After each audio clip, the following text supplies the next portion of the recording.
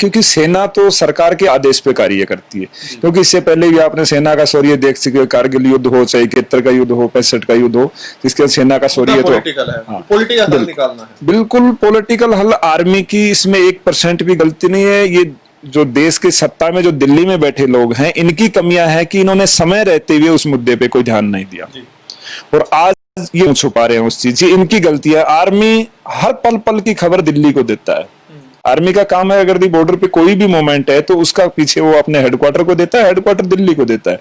क्योंकि हम सर्विस में तो हम भी यही करते, पल पल की खबरें देता है, लेकिन दिल्ली में जो निकम्मे लोग बैठे रहते हैं वो उसके रिप्लाई नहीं देते, जिसका खामियाजा आज हमारे 20 जवानों की शहादत से भुगतना पड़ा। और चाइना कोई आज से नहीं कर रहा है, काफी सालों से कर रहा है, पहले भी हमारी कितनी जमीन कब्जा किया हुआ है। और चाइना कभी भी भारत के साथ युद्ध नहीं चाहेगा। शायद जनता को ये नहीं पता हो, लेकिन मैं क्लियर कहना चाहता हूं कि कभी भी चाइना युद्ध नहीं कर सकता भारत के साथ, क्योंकि उसे रिजांगला का युद्ध याद है। चाइना के सैनिक नहीं लड़ सकते हमारे साथ, क्योंकि हमारे रिजांगला की जो आपने बात की, क्योंकि आज हम जिस इलाके में मौजूद है, यहीं के सैनिक जो है सबसे ज्यादा शहीद हुए थे और वो सबसे बड़ी लड़ाई भी मानी जाती है। बिल्कुल सबसे बड़ा युद्ध था। एक ने मल्ल युद्ध के 10-10 को मारा था। आज मोदी जी ने कहा कि जो है हमारी जो शहीदों का बलिदान है व्यर्थ नहीं जाएगा। नहीं, खाली कहने से तो पुलवामा में भी किया था इन्होंने। पुलवामा में कहा था कि पुलवामा के नाम पे वोट भी मांगा था। उसके बाद क्या सर्जिकल स्ट्राइक में कहा था कि हमने उनके 600 मार दिए। ये तो सब अफवाहें। आज कह रहे हैं कि हमने चाइना के 40 से 43 जवान मारे हैं। अब कौन सा ये कैमरा लेके गए थे? ये चीजों की झूठी अफवाहें फैलाते।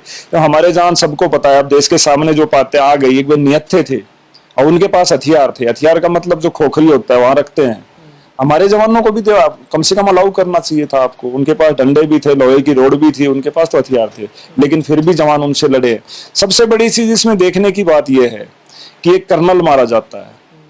कर्नल मारने का अर्थ यह है कि एक बटालियन का कमांडिंग अफसर पूरी बटालियन पे जो कमांड करता है, एक बटालियन मरना, एक कमांडर कर्नल मरता है तो एक बटालियन पूरी मानी समझिए मर गई है। फिर भी फायर का आदेश नहीं दिया। इसके पीछे राज क्या है? ये सरकार की नाकामी है। इसका आदेश तो सरकार को देना चाहिए था ना। जब आप किस जवानों को अटैक कर ही दिया, फिर आपने क्या देखना था? समझौता तो आपका खत्म ही हो गया था।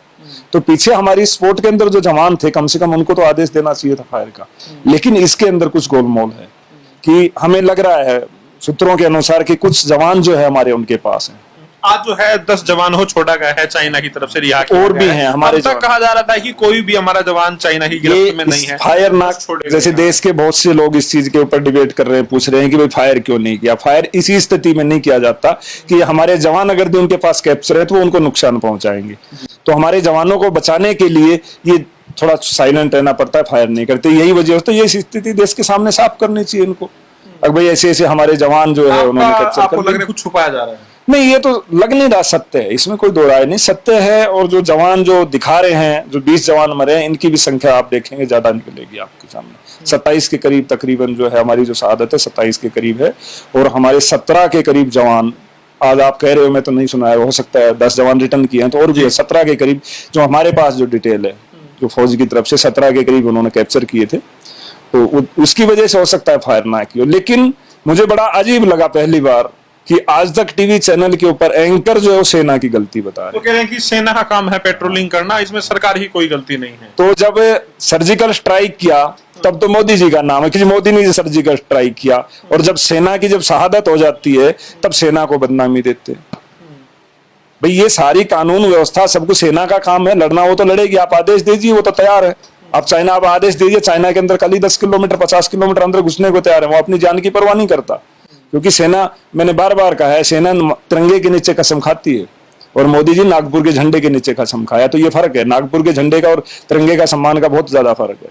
तो इस तरह की मोदी जी को बचाने के लिए टीवी चैनल, जो मोदी चैनल जो लगे हुए हैं, ये गलत नीति है। पूरे देश को इसका विरोध करना चाहिए। दूसरी बात, अभी लोगों को उलझाया हुआ है कि आप चाइना का सामान का बहिष्कार कीजिए, चाइना का सामान का बहिष्कार कीजिए। मोदी जी के एक मंत्री है रामदास अठावले, उन्होंने तक यहाँ तक कहा कि चाइनीज जो खाना है उसका बहिष्कार कीजिए। ये कौन सा तर्क हुआ? क्योंकि जो भी चाइनीज फूड यहाँ पे बनते हैं तो हमारे यहाँ के लोग हैं, उससे चाइना की अर्थव्यवस्था का क्या लेना देना? मैं ये कहता हूँ, देश के गृह मंत्री हैं, उसके लड़के बीसीसीआई के अध्यक्ष, उनको बोलिए कि सबसे पहले जो वीवो का कंट्रैक्ट है कितना 441 करोड़ कितने का है, उसको आप रद्द करके दिखा दीजिए। आपने जितने टेंडर चाइना को दे दीजिए वो आप रद्द कर दीजिए।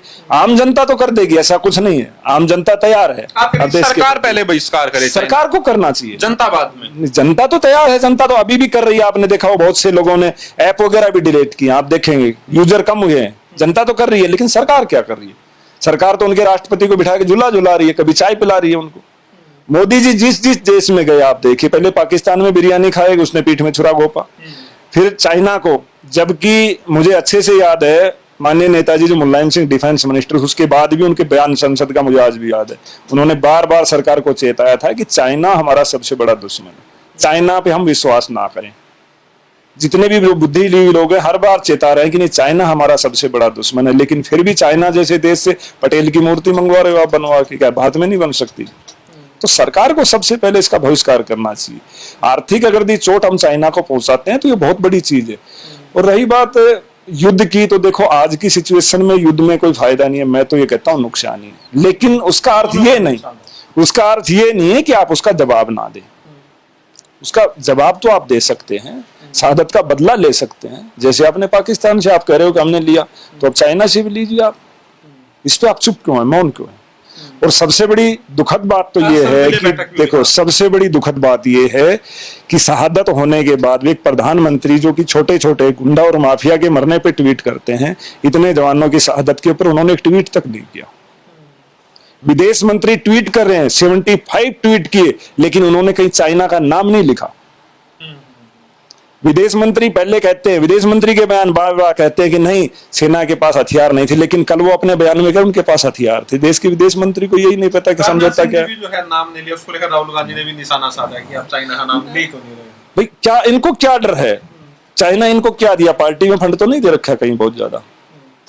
इनके पास जो है कहीं इनका व्यापार में समझौता चाइना से तो नहीं है। और दूसरा, ये हमला होना, जब भी हमले, पुलवामा हमला चुनाव के समय हुआ, ये हमला होना चुनाव का, बिहार का दौर है चुनाव, और बिहार रेजिमेंट का वहां होना, तो इसके अंदर राजनीतिक बू तो जरूर आती है। तो इसकी निष्पक्ष जांच जरूर होनी चाहिए कि हमारे जवानों की शहादत, जब भी चुनाव आएगा हमारे जवानों की शहादत ऐसी होती रहेगी क्या? पुलवामा भूला ही नहीं था देश, पुलवामा जो नरसंहार हुआ था ये उससे बड़ा नरसंहार है। अगर ये जवान कोई युद्ध में मरता है तो उसे शौर्य प्राप्त होता है, लेकिन ये तो धोखे से मारे गए हैं, रात के अंधेरे में धोखे से, किस प्रकार से, और लाठी डंडों से। अब ये सोचिए कैसे तड़फा तड़फा के उनको मारा गया होगा। तो ये तो बहुत ही शर्मनाक बात है। सरकार को इसके ऊपर ठोस कदम उठाने चाहिए, राजनीति बंद करके। आप सभी पार्टियों, देश पूरा आपके साथ खड़ा है। राजनीति नहीं होनी चाहिए। वहीं जो सर्वदलीय बैठक हो रही है उसमें आम आदमी पार्टी और आरजेडी, राष्ट्रीय जनता दल, उनको इनवाइट नहीं किया गया है, तो आपको क्या लग रहा है इस समय? अभी उसमें तो मैं देख रहा था, कई बोले हमने शर्तें लगाई हैं। पहले तो कह रहे जी 5 सांसद होने जरूरी है, तो आरजेडी के तो 5 सांसद भी हैं। अब कुछ और नियम शर्तें लगा रहे, ये तो राजनीति इशू है इनका, और कोई मतलब नहीं है। राजनीति इसके अंदर ऐसा है